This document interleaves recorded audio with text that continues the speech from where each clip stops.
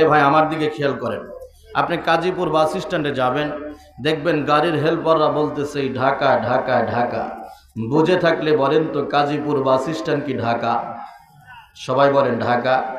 কিন্তু প্যাসেঞ্জার ভালো করেই জানে যে কাজীপুর বাস স্ট্যান্ড থেকে ঢাকাগামী একটা বাসের মধ্যে ওঠার সঙ্গে সঙ্গে আমাকে সময় মতো আসল ঢাকার মধ্যে পৌঁছায় দেওয়া হবে। কথা বলেন ঠিক কিনা? কাজীপুর বাস স্ট্যান্ড যেরকম ঢাকা নয়, নকল ঢাকা। নকল ঢাকার থেকে বাসে উঠলে যেরকম আসল ঢাকায় যাওয়া যায়, দুনিয়ার মধ্যে এটা হলো একটা নকল জান্নাত। এ জান্নাতের মধ্যে বসে উলামায়ে কেরামের মুখ থেকে কিছু কথা শুনে আমি আর আপনি যদি আমল করে মৃত্যুবরণ করতে পারি, আল্লাহ তাআলা এই উসিলায় আমাকে আপনাকে আসল জান্নাতের মধ্যে দিয়ে দিবে। চিল্লায় বলেন সুবহানাল্লাহ। আমি আপনাদের কাছে জানতে চাই, মাহফিলে আসলে লাভ হয় না ক্ষতি হয়? যারা বলেন লাভ হয় না ক্ষতি হয়? আমার দেশের এক শ্রেণীর মানুষ ছিল যারা বলতো গ্রামে গ্রামে এত মাহফিল দেওয়ার কিসের দরকার? কথা বলেন ঠিক কিনা?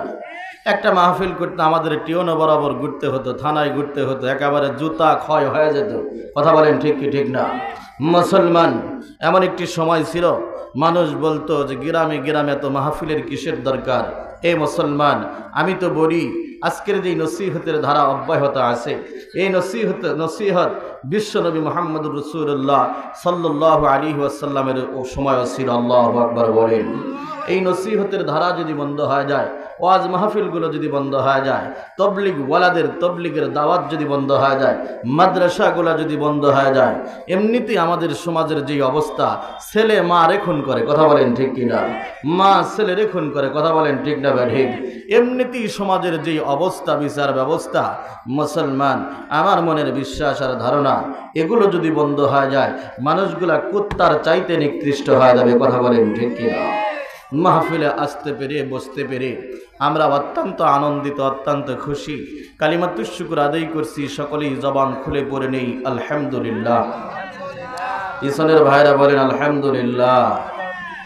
লক্ষ কোটি দরুদ সালাম বর্ষিত হোক মানবতার মুক্তির দিশারি সাইয়্যিদুল কাওনাইন রাহমাতাল লিল আলামিনের উপরে। হৃদয় নিংড়ানো ভালোবাসাটুকু উজাড় করে দিয়ে সকলেই জবান খুলে পড়ে নেই সাল্লাল্লাহু আলাইহি ওয়াসাল্লাম। মুহতারাম সম্মানিত উপস্থিতি, আল্লাহ রসুল সাল্লাল্লাহু আলাইহি ওয়াসাল্লাম হাদিস শরীফের মধ্যে ফরমান, মান সাল্লা আলাইহি ওয়াহিদাতান সাল্লাল্লাহু আলাইহি আশারা। যে ব্যক্তি আমার উপরে একবার দরুদ শরীফ পাঠ করবে, আল্লাহ পাক রব্বুল আলামিন তার উপরে 10 বার রহমত পাঠান। চিল্লায়া বলেন সুবহানাল্লাহ। আপনারা জেনে অত্যন্ত আনন্দিত হবেন, অত্যন্ত খুশি হবেন। আমরা এমন একজন নবীর উম্মত, যেই নবী জান্নাতের মধ্যে না যাওয়া পর্যন্ত জান্নাতের দরজাকে খোলা হবে না। আল্লাহু আকবার বলেন। আমাদের নবীর যেরকম দাম, আমাদের ওরকম দাম। বলে কেমন দাম? বলে আমরা যে পর্যন্ত জান্নাতের মধ্যে প্রবেশ না করব, ওই পর্যন্ত কোনো নবীর উম্মত জান্নাতের মধ্যে যেতে পারবে না। সুবহানাল্লাহ।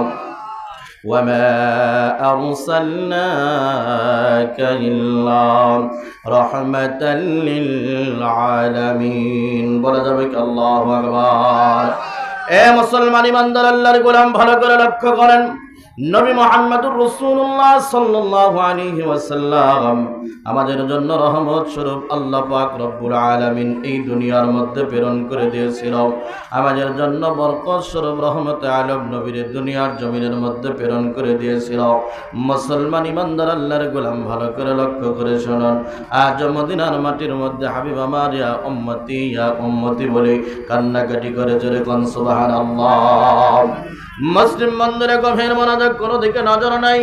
এ মুসলমান ইমানদার আল্লাহর গোলাম, আমরা বর্তমান আমেরিকার যিনি প্রেসিডেন্ট ডোনাল্ড ট্রাম্প, তারা আগের president Joe Biden, Barack Hussein Obama, Bill Clinton, Bush, আমাদের দেশের মধ্যে একজন স্বৈরাচার প্রধানমন্ত্রী ছিল যার নাম ছিল শেখ হাসিনা। কথা বলেন ঠিক কিনা? মুসলিম বন্ধুরে, আজকের মাহফিলের যিনি সভাপতি সাহেব জনাব মোহাম্মদ আব্দুল বারী শেখ, যেই সমস্ত মনীষীদের নাম আপনাদের সামনে উচ্চারণ করলাম, দুনিয়ার প্রেসিডেন্টের জন্ম বৃত্তান্ত যদি আমাদের জানা দরকার না হয় বা আমরা যদি না জেনে থাকি, আজকের মাহফিলের যিনি সভাপতি সাহেব ওনার জন্ম বৃত্তান্ত আমাদের সকলের জানা। কথা বলেন ঠিক কিনা? এ কথার দ্বারা আমি আপনাদেরকে এটাই বুঝাইতে চাই, দুনিয়ার কোনো মানুষের, দুনিয়ার কোনো সভাপতি সাহেবের জন্ম বৃত্তান্ত যদি আমাদের জানা থাকে, জানা প্রয়োজন হয়, যিনি হলেন আখিরি জামানার পয়গম্বর মুহাম্মদুর রাসূলুল্লাহ সাল্লাল্লাহু আলাইহি ওয়াসাল্লাম, যার শাফায়াত ছাড়া একজন মানুষ জান্নাতের মধ্যে প্রবেশ করতে পারবে না, উম্মতে মুহাম্মাদি হিসেবে আমি আপনাদের কাছে জানতে চাই, ওই নবীর জন্ম বৃত্তান্ত আমাদের জানা দরকার আছে না নাই? কার কার আছে দুহাত উঁচু করে দেখায়, লিল্লাহি তাকবীর। হয় নাই আজ হবে না, নারায়ে তাকবীর।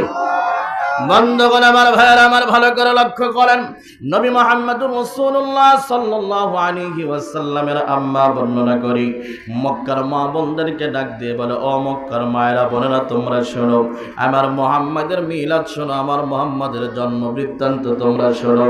আমার মুহাম্মদ যেই দিন আমার উদরে আসছে, যেই দিন আমার গর্ভে আসছে, যেই দিন আমার পেটে আসছে, আমি ওই দিনই টের পেয়েছি। ওই দিন রাত্রিবেলায় আমার অন্ধকার ঘরের মধ্যে আমি তাকায় থেকে দেখি আমার অন্ধকার ঘরটা আলোয় আলোকিত হয়ে গেছে। জোরে কোন মারহাবা। আমার ভাইয়েরা, আমার গভীর মনোযোগ, মুহাম্মদুর রাসূলুল্লাহ সাল্লাল্লাহু আলাইহি ওয়াসাল্লামের আম্মা বর্ণনা করি, কে যেন ওই দিন রাত্রিবেলায় স্বপ্নের মধ্যে আমাকে ডাক দিয়ে বলে, আমেনা, খবরদার, সাবধান, তোমার পেটের মধ্যে এমন একটা বাচ্চা যাকে উসিলা করে আল্লাহ পাক রব্বুল আলামিন এই দুনিয়াকে সৃষ্টি করেছে। আমেনা, খবরদার, এই বাচ্চার খবর পৃথিবীর অন্য কোনো মানুষকে বইল না। আমেনা ডাক দিয়ে বলে, আমি বলবো না, কিন্তু 3 মাস যখন হয়ে যাবে আমার পেটটা উঁচু হয়ে যাবে। কথা বলেন ঠিক কিনা? এই ঘরের মা, ওই ঘরের বোনেরা জানতে পারবে আমার পেটের মধ্যে বাচ্চা, আমি তখন কি জবাব দিব? আমেনা মক্কার মা বোনদেরকে ডাক দিয়ে বলে, মক্কার মায়েরা বোনেরা শোন, স্বপ্নের মধ্যে আমাকে ডাক দিয়ে বলা হলো, আমেনা, 3 মাস কেন 10 মাস 10 দিন হয়ে যাবে, তোমার পেটকে উঁচু হতে দেওয়া হবে না। আল্লাহু আকবার বলেন, নারায়ে তাকবীর। অনেক মানুষ দোকানে বসে থেকে বলে, ওখানে মনে হয় লোকজন নাই। লোকজন আছে না নাই? জোরে বলেন, আছে না নাই? একটা নির্বাচনী আওয়াজ দেন, নারায়ে তাকবীর। এবার ভাইয়েরা, আমার গভীর মনোযোগ, আমি এমন একজন মনীষীর গল্প আপনাদেরকে শোনায় যাব রে মুসলমান। আখিরাতের ময়দানে কোনো পীর বাবা, কোনো দয়াল বাবা, কোনো খাজা বাবা, কোনো ভণ্ড বাবার চান্স থাকবে না। একজন মাত্র ব্যক্তি সুপারিশ করবে, যিনি হলেন মুহাম্মদুর রাসূলুল্লাহ। সকলেই পড়ুন সাল্লাল্লাহু আলাইহি ওয়াসাল্লাম। এ মুসলমান, আল্লাহর বান্দি মক্কার মা বোনদেরকে ডাক দিয়ে বলে, মক্কার মায়েরা বোনেরা শোন, তোদের পেটের মধ্যে বাচ্চা আসলে তোদের রুই মাছ ভালো লাগে না, কই মাছ ভালো লাগে না, ইলিশ মাছ ভালো লাগে না। মারে ডাক দিয়ে বলে, বেগুন ভর্তা বানায় দাও, আলু ভর্তা বানায় দাও। বলে কি বলে না?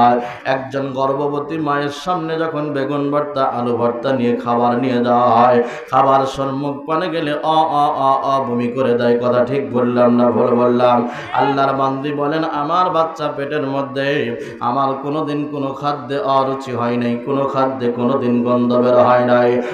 গাজীপুরের মুসলমান, ভালো করে লক্ষ্য করেন বাবা, আল্লাহর বান্দি দুনিয়ার মা বোনদেরকে ডাক দিয়ে বলে, মক্কার মায়েরা বোনেরা শোন, তোদের বাচ্চাগুলো দুনিয়ার মধ্যে ভূমিষ্ঠ হলে তোদের বাচ্চার নাম রাখা হয়, কিন্তু আমার বাচ্চা পেটের মধ্যে আসার সঙ্গে সঙ্গে আমাকে জানায় দেওয়া হয়েছিল, আমেনা, তোমার বাচ্চা পেটের মধ্যে থাকতেই আল্লাহ রব্বুল আলামিন আকাশের মধ্যে তার নাম রাখছে আহমদ। জোরে কোন মারহাবা।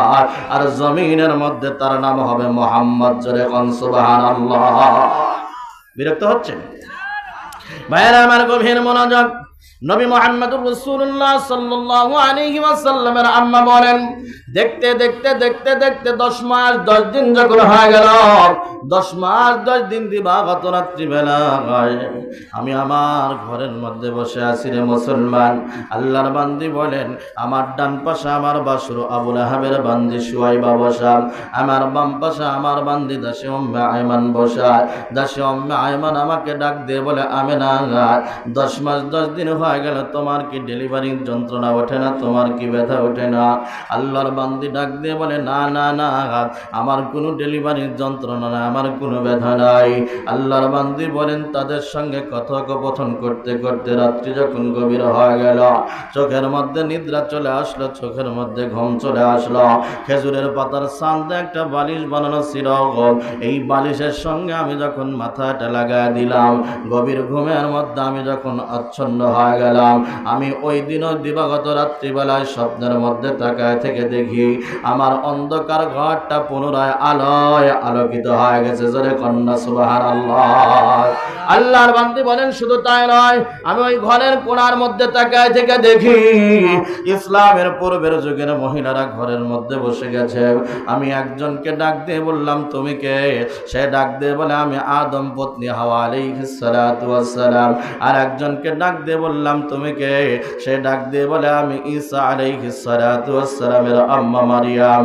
আর একজনকে ডাক দিয়ে বললাম তুমি কে? সে ডাক দিয়ে বলে আমি ফেরাউনের স্ত্রী আসিয়া, তোমরা কেন আসছো?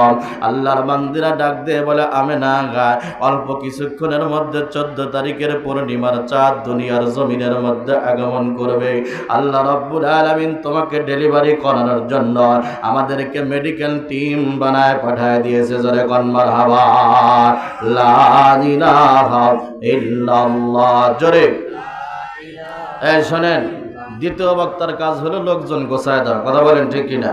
যারা আসবেন আমার সামনে বসবেন, এই চাচা ওইদিকে যান না, এদিকে আসেন। লা ইলাহা ইল্লাল্লাহ, লা ইলাহা। ভাই একটু আগে আসেন তো, একটু আগে আসেন। লা ইলাহা ইল্লাল্লাহ, ইল্লাল্লাহ, ইল্লাল্লাহ, ইল্লাল্লাহ, লা ইলাহা ইল্লাল্লাহ। ভাইজান রিক্সা চলে না, চালক সারাগান, নৌকা চলে না, মাঝি সারাগান।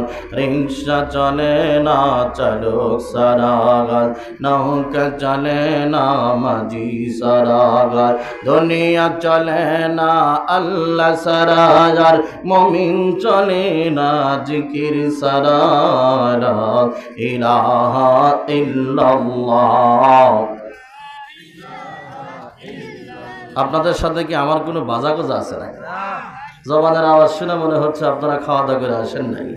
লা ইলাহা ইল্লাল্লাহ, লা ইলাহা ইল্লাল্লাহ মুহাম্মাদুর রাসূলুল্লাহ। সকলেই বলুন সাল্লাল্লাহু আলাইহি ওয়াসাল্লাম। কেউ কেউ মনে মনে ভাবতেছেন আমরা মনে হয় আগে এসে ঠকে গেলাম। না না না, আগে এসে ঠকে যান নাই। অল্প কিছুক্ষণের মধ্যে মাহফিলের চিত্র পরিবর্তন হয়ে যাবে। বলেন ইনশাআল্লাহ। একটু জোরে বলেন না ইনশাআল্লাহ। বন্ধুগণ আমার ভাইয়ের, আমার গভীর মনোযোগ।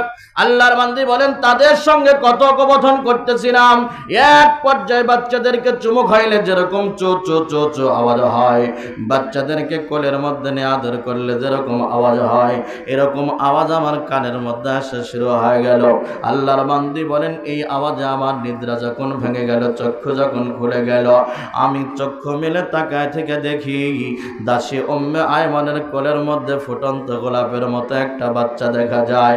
ইয়া তুই সুন্দর চেহারা, যেই বাচ্চার চেহারার সঙ্গে দুনিয়ার সাধারণ কোন বাচ্চার চেহারার মিল পড়ে না। আল্লাহর বান্দি দাসী উম্মে আয়মানকে ডাক দিয়ে বলে, দাসী উম্মে আয়মান শোন, এই বাচ্চাটা কার? আল্লাহু আকবার বলেন। উনি ডাক দিয়ে বলতেছে এই বাচ্চাটা কার? আল্লাহর বান্দি দাসী উম্মে আয়মান আমেনাকে মুস্কি হাসি দিয়া ডাক দিয়ে বলতেছে, আমেনা রে, এই বাচ্চা তো অল্প কিছুক্ষণ আগে তোমার গর্ভের থেকে দুনিয়ার জমিন